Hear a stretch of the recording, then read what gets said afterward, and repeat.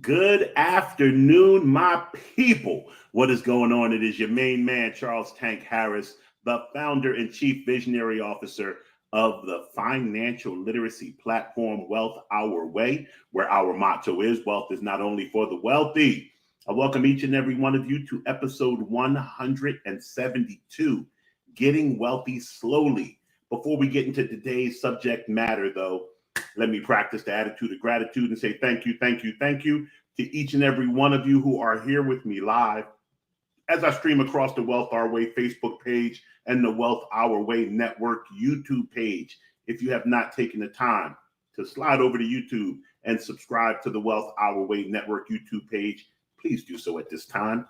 Also, I want to give the Wild Nation salute to the many members of Wild Nation who watch this program in its pre-recorded state overnight, over the weekend, on their lunch break, wherever they can squeeze 15 minutes of financial literacy in.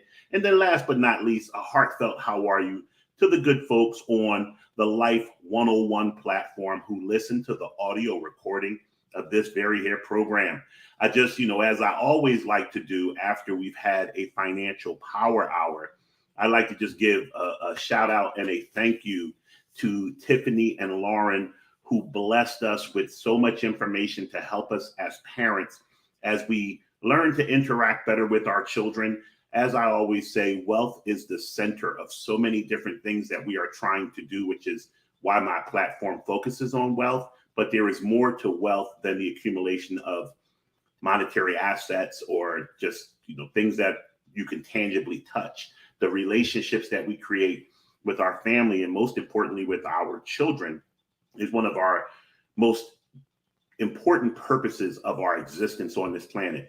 And to be able to get some insight from people who work with young children on a year over year basis, get the idea and understanding as to what they're going through, and be able to give us as parents and as mentors, aunts, uncles, older brothers, the ability to interact better with our youth, I thought was invaluable. So thank you, thank you, thank you, ladies. With that being said, I wanted to touch on the topic of getting wealthy slowly. We talk about money every day here at 15 Minutes of Finance for the most part. And on Tuesday, I highlighted a young lady who unfortunately took a shortcut to creating wealth for herself and took advantage of people's desire to take shortcuts on fixing their credit to create wealth for themselves. And I was torn, as I said before I broke that particular piece and story, on how to get the information to my audience without necessarily sitting here in judgment or doing anything that was disparaging of another person. That's something I need to continue to work on because unfortunately, there is so much out there that is damaging and harmful to my audience and other people who are looking to get on the right track financially. I can think back to my time, primarily when I was at New York Life Insurance Company, working as a insurance professional and an investment professional. And the number of people that I came across that I had the cleanest spirit of wanting to help them ascertain wealth, build their finances, and they had such a level of skepticism for anything that I was saying. And most of them could articulate, they could say, Tank, it's not you. I just met you, or you're sitting here for the first time. It's the number of times that I have tried to do this or work with someone and it not go right. And I'm just of the mindset of, man, another time, another person. I get that. As you guys know, I always tie in the connection between my weight loss journey and people's wealth journey. There's so many similarities that overlap. I was talking to a close person in my life. I will not identify them by name or relationship. And they're struggling with their weight and they're significantly younger than me. And I could hear the pain in their voice and the frustration in their voice. And what I could give them from real experience was to focus on the long journey. I'm almost 3 times as old as this person. This person's a child, a young adult, excuse me. And I said, the number of times that I tried the Atkins diet, the keto diet, the low glycemic diet, or the number of times I tried high interval intensity training or Pilates or any various, joined a karate class, hired a trainer with the idea that, hey, I'm going to put this work in, I'm committed, and I will see a result. The mindset was always not necessarily instant gratification. I don't think anybody is delusional enough to go on the keto diet at 8 a.m. and jump on the scale at 8 p.m. and expect to be all the way in shape. But we have to be honest with ourselves. We expect the work to pay off, and we expect the work to pay off quickly. And what I was telling this young person was, if I could go back to your age, and instead of focusing on trying to lose all of the weight I needed to lose, I give you a little more of my personal weight story. When I was at Temple University, my last year of playing football, I was 272 pounds at 6'4" at height. I was built, I guess the phrase would be, so well that my coaches were telling me I needed to gain weight. So I wasn't heavy at all. I was playing basketball one day. I broke my knee, left knee in several places. I went into a cast that was from my toes to my groin, and I was in that cast for 4.5 months. I want to say it was 18, 19 weeks. I went into the cast roughly 275. I came out of the cast 380. And I've been struggling with my weight ever since.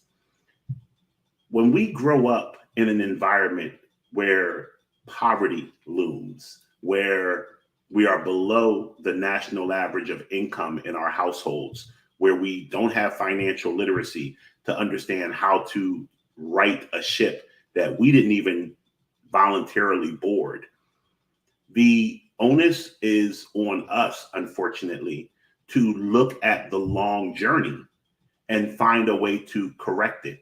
And it doesn't get much better for people who are higher up on the spectrum, people who are middle income. I said this on the program last night. I grew up with such financial lack that a lot of times my situation did not change through my entire childhood.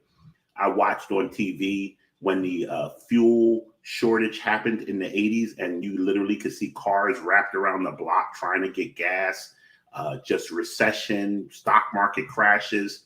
When all of this occurred, my household didn't change not one bit, because we were so poor that none of those things affected us. We were on programs, government assisted programs, and our lifestyle stayed the same. It was the group right above us, the two parents working hard, the cop and the teacher who were married and had 3 kids and trying to make ends meet. They were hit the hardest. When you see economic changes, it normally hurts the middle class more than the lower class or the upper class. I bring that out to say that when we're looking at building wealth, we have to look at it as a process and a journey. These are the words that I use all the time. And the only way to be successful is through gaining positive momentum over time, putting building block on top of building block on top of building block. Very similar to weight loss, if you're looking for a result that's immediate, I've pointed out to you guys, I've lost over 100 pounds on 4 separate occasions, and I've gained it back on each of those 4 occasions because I didn't put the fundamentals in place that were sustainable to create success. I was more focused on getting in shape or losing weight than I was in becoming a person who lives a healthy lifestyle and will always maintain an ideal weight. It's going to take a long time to get to that ideal weight, but those principles will be in place to maintain it. Wealth is no different. You can, there's this method in finance, it's called the FIRE method. And I'm not knocking the FIRE method. I don't want anybody to see this and think I'm poo-pooing on the FIRE method. But the FIRE method is not for big tank. The FIRE method, for those who don't know, it's a way to become financially independent and retire early. That's actually what the letters stand for. FI, financially independent. RE, retire early. It teaches a mentality of complete sacrifice of everything. Like, they talk about living the most bare, minimalistic life you can live, reducing all debt, saving everything, and getting to the point where your assets outweigh your debts. and your desires to spend money are so reduced that you can live off of the savings that you created at an early age. There's a line on Run This Town Tonight, Jay-Z, Kanye West, Rihanna, which, by the way, I have a dope picture that I put on the Wealth Our Way page a while ago of that trio who made that song, because now all three of them are billionaires. And I think that's the dopest thing in the world, to see three billionaires who did a song together. But there's a line on that song by Kanye West who says, "What the F do you think I rap for? To push an effing RAV4?" And the meaning behind that line is, why do you think I work so hard? To not have good stuff? Like, I work hard so that I can get the fruits of my labor, so that I can afford the lifestyle I desire. Putting yourself in a state of constant, I'll get it tomorrow, I'll get it tomorrow, I don't need anything, I don't want anything, I'm not going to enjoy money in any way, shape, or form for the most part. It's like people tell me about going on a 1,200 calorie diet. Tank, that's not sustainable. And I think there is nothing worse than putting in work, going through a period of sacrifice, of limiting yourself, of delayed gratification, seeing some short-term results and not being able to sustain those short-term results. I agree with Sister Lindsay. You know, time is never promised. One of the things that I think about when I think about time never being promised is the late, great Kobe Bryant, who, in my humble opinion, died way. It's always too soon for death, but way too soon. This is a man who was so locked in on being the greatest basketball player that he could be, that he delayed so much. He would talk about how other players were exchanging numbers after games so they could go on vacations in the off season. And he's like, yo, I'll go on vacation when I retire. I'll know more about you as a person when I retire. I'll spend time with those people when I retire. While I'm playing basketball, all I'm about is playing basketball. He was one of the fiercest competitors ever.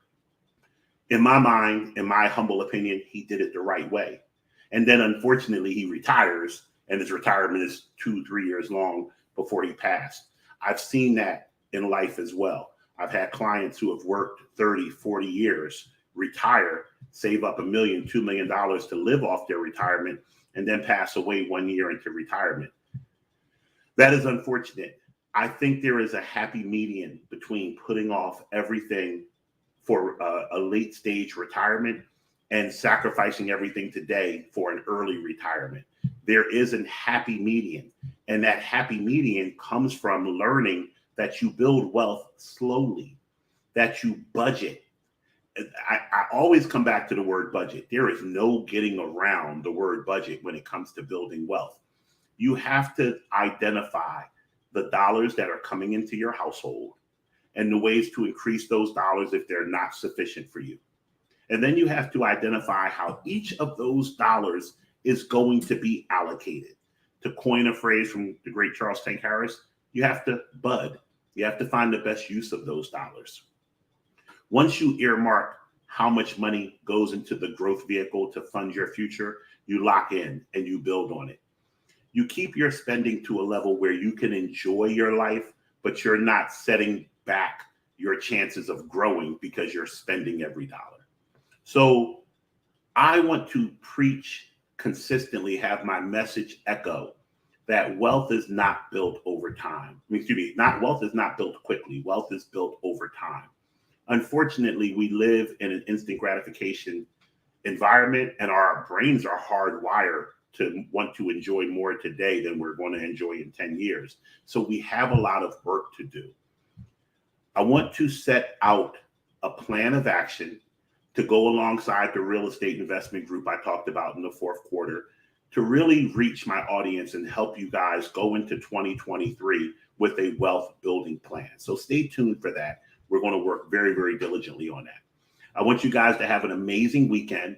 I want you to think about the areas in your life that are not where you want them to be and start to make a plan of action to make them be there. I'll be here for you every day on the wealth side, but there are other areas as well. With that being said, I thank you each and every one of you for all of your support and continued viewership. I look forward to giving you much, much more information as the days go on. Have a great weekend. And remember, wealth is not only for the wealthy. Take care.